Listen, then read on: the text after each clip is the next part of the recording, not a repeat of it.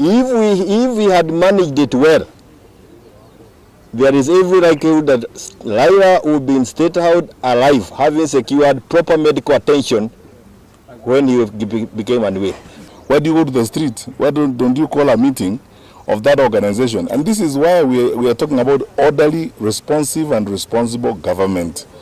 Because leadership is not about mounting platforms on the streets and calling each other names and shouting at each other and so on. Who needs a street conversation on the campaigns of 2022?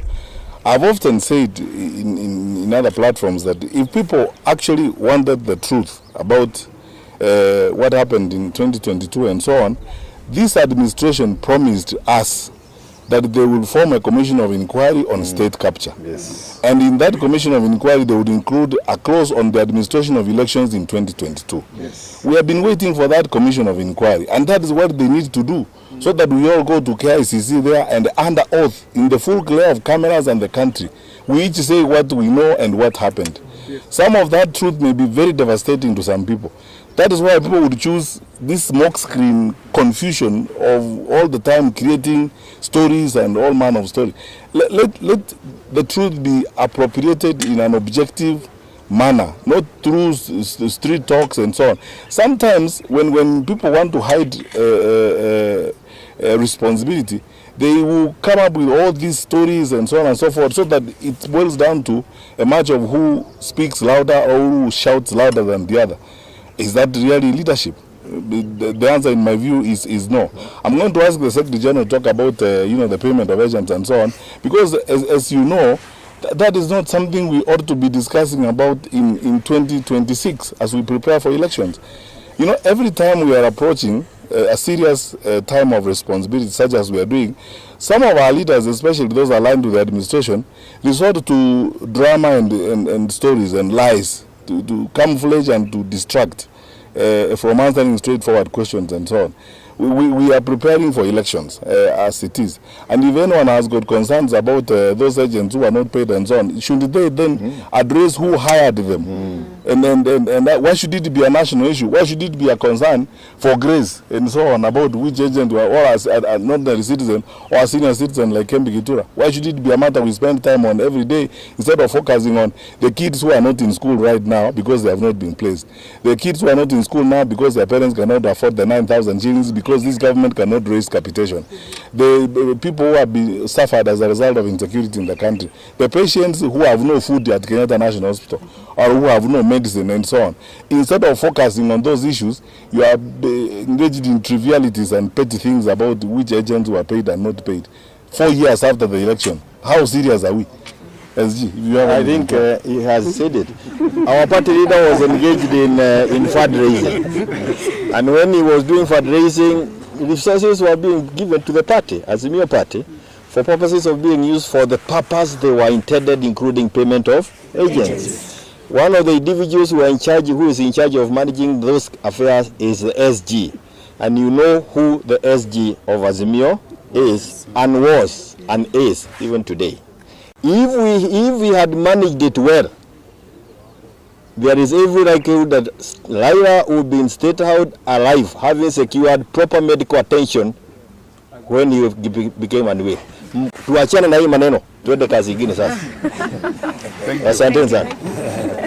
Mkutano leo asubuhi. Now it is a consultative meeting on how we want to conduct ourselves going forward in the year.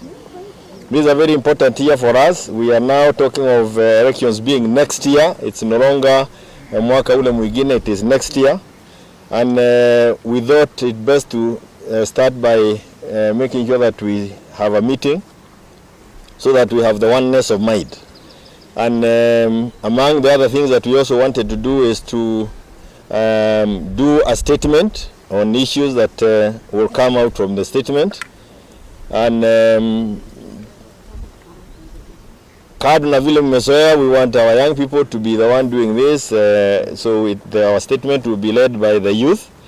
But just before the statement is led by the youth, allow me to bring in our presidential candidate, Fred Okego Matiang'i, to say a few words as we await for the statement. Our presidential candidate, Fred Matiang'i. Tunapiga makofi, hiyo ndio kawaida ya siasa.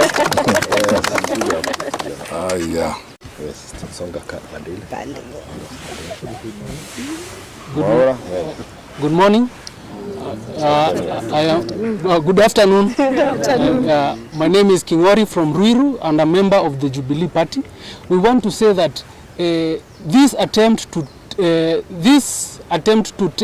paint our party leader in bad light is an act of distracting Kenyans from looking at the dilapidated and failing education system. Right now, as we speak, even there are thousands of students who have not been placed into the high schools. Right now, KCSE is not yet, the results for KCSE have not yet been released. And we as the Jubilee, we are focusing on rebuilding education, even now that we are working for election, working towards the election. Thank you. Thank you so much. Nyabuto, Juliet from Kisii. 1 minute. Good afternoon. My name is Juliet Nyabuto, chairperson, Queens for Matiangi. I'll start first saying that I'm a Gen Z. I'm a young woman in politics. When I entered the Jubilee Party, I knew that the Jubilee Party had institutions that could capture my vote, that could listen to me. I want to ask the young people, as you say you're tribeless and leaderless, kindly join institutions such as the Jubilee Party. Join us. We have a very vibrant youth league. We have a very vibrant women league, so that you can be accommodated, so that your voice can be heard, so that we are able to know what is happening kwa ground penye huko, so that we are able to structure our party from down to all the way up. I want to urge young people, join the Jubilee Party. The code is *509, and yeah, karibuni. Yeah. Thank you so much. Salome, persons living with disability. Pole tu. Yes. Good afternoon. Good afternoon. I'm Salome Kemata, Jubilee Women League Disability Representative. Why Jubilee Party? Jubilee Party is cognizant that people with disabilities, we are a population that cannot be ignored. We form an integral part of the society. Our worst enemy as people with disabilities is commotion. One of the core values Jubilee Party is going to embrace is peace as they undertake all their activities, be it during the campaigns, during the elections. They are also very aware that the world is moving to the side of inclusion. They want to ensure that nobody, and I say nobody, is left behind. So what they have done in their political party structure, they have ensured that people with disabilities, they are represented at all levels. Wow. So Jubilee, mbele pamoja. Thank you so much. Makofi kwake. Thank you so much. We bring in Sakuda all the way from Kajiado, Nywere, hapo Nitere. Jubilee, mbele pamoja. Kwa majina naitwa Sakuda Junior kutoka Kajiado. And first of all, I would like to tell you guys, tumeshukuru sana kwa forum ya leo, na kwamba Jubilee mashinani tumeanza kazi.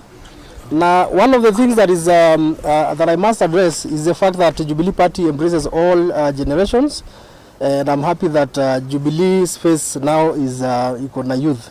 Tukiona kina Angel Mbudhia na wengine, we are happy. Number two, we are also happy that a community, small communities like us and Daktari's community is also recognized by the party. That is the most important thing. Na kwamba tunaomba kwamba every community, we are not tribeless, we are tribeless, we are tuko kwa generation zote. Number 3, tunaambia watu wenye wana kejeli ama kuongea vibaya kuhusu our party leader wakome kwa haraka, kwa sababu walikuwa na wakati wao wa kujenga chama zao. Sisi sasa ndio tunataka kuinua chama na wafocus na chama zao, watuachie sisi tuendelee na mambo yetu. Asanteni. Wajaribu hiyo masaini wataona. Wajaribu wataona. Finally, our youth leader, Angel Mbudhia. Jubilee, mbele pamoja. I think that this regime has turned our country into a place of mediocrity, And we know that this regime hates two things. It hates political parties and it hates the youth of Kenya. And Jubilee is a party of love and peace. And we know how expensive peace can be. Lakini hawa majamaa pia wamekuja sana. They touched our toes and we kept quiet. They touched our ankles and we kept quiet. They touched our knees and we kept quiet. Now they are massaging our thighs. We cannot continue keeping quiet. Jubilee, mbele pamoja. Mbele pamoja. Jubilee. Asante Thank you so much. Sasa naye huyu ako na lugha ingine iko hapo. We have our senior here who we want also to hear a word from him. Mheshimiwa Kebi Getora, he has been an ambassador, a senator. Yeye ako na nywele yote